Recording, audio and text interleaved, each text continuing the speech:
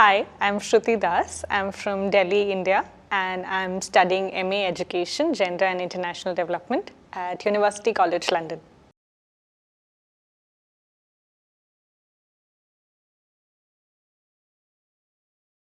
In terms of starting with the department, I applied with a statement of purpose, all the transcripts from bachelor's, master's, and if in case someone has worked. So I have worked in the sector for 3 years.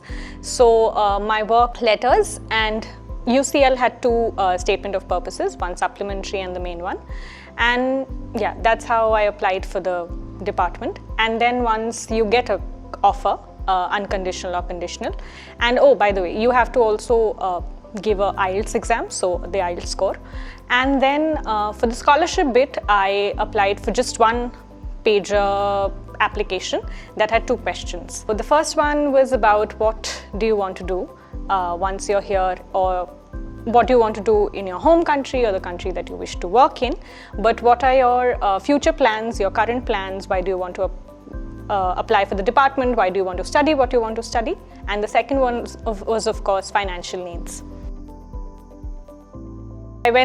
I actually locked myself in a washroom to check the email because I wanted to check it personally. I didn't want to do it publicly. So I just saw the email on the laptop. Then I took my phone and went inside the washroom and checked it. Usually emails start with a first liner or opening liner of the panel has checked, and I think I was done because I've had quite some rejections from scholarships.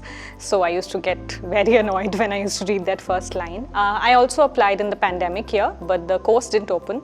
So of course I got through colleges but didn't get the scholarship. But this time when it came, I think it was an exhilarating yet a calm experience because I am 26 years old and I've always lived with my family, and I wanted to live by myself for once at least. And I think that experience I was really hoping that this would give me.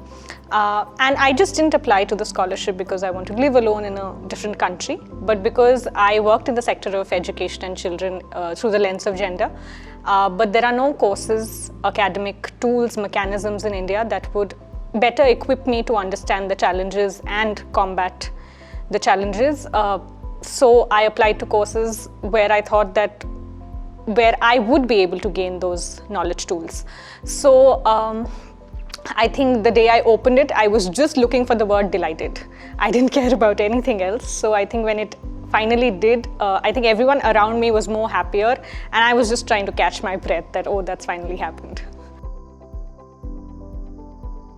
So far so good, and I actually am quite enjoying it. As I said, so back home I have all my life lived in a 2-room government apartment, so there's no concept of space. So I've never had a room to myself.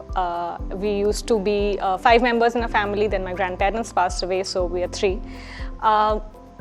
I think coming here, just having a room that door locks was, I don't know how it means to someone else, but that concept of space was very important for me.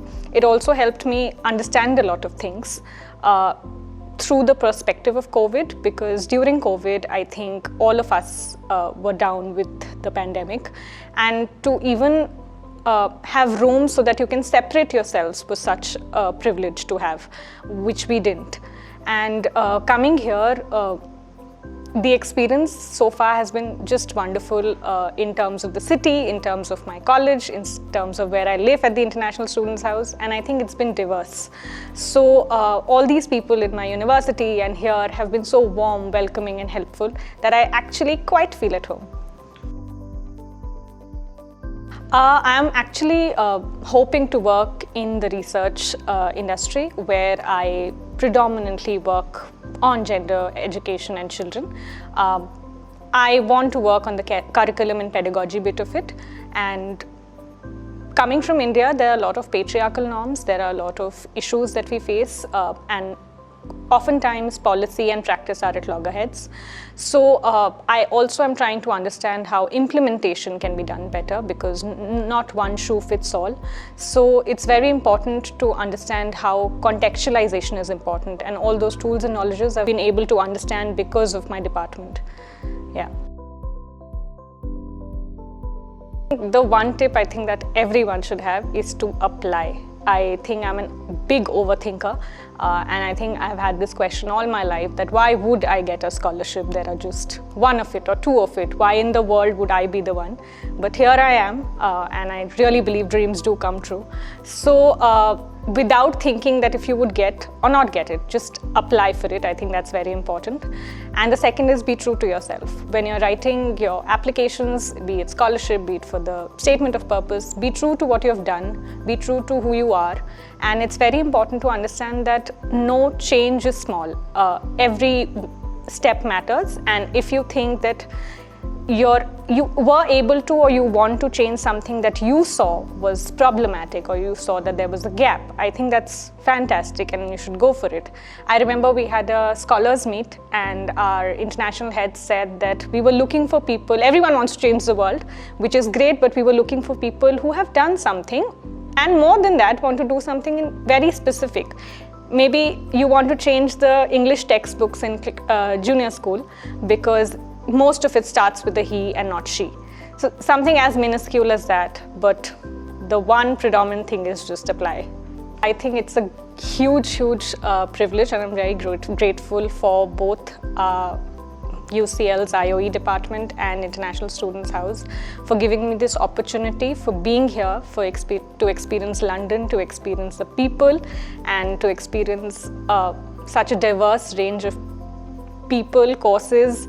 I think it's been a great experience and I wouldn't trade it for a penny. So I think I'm going to take a lot of learnings and memories from this place. So thank you to both IOE and ISH.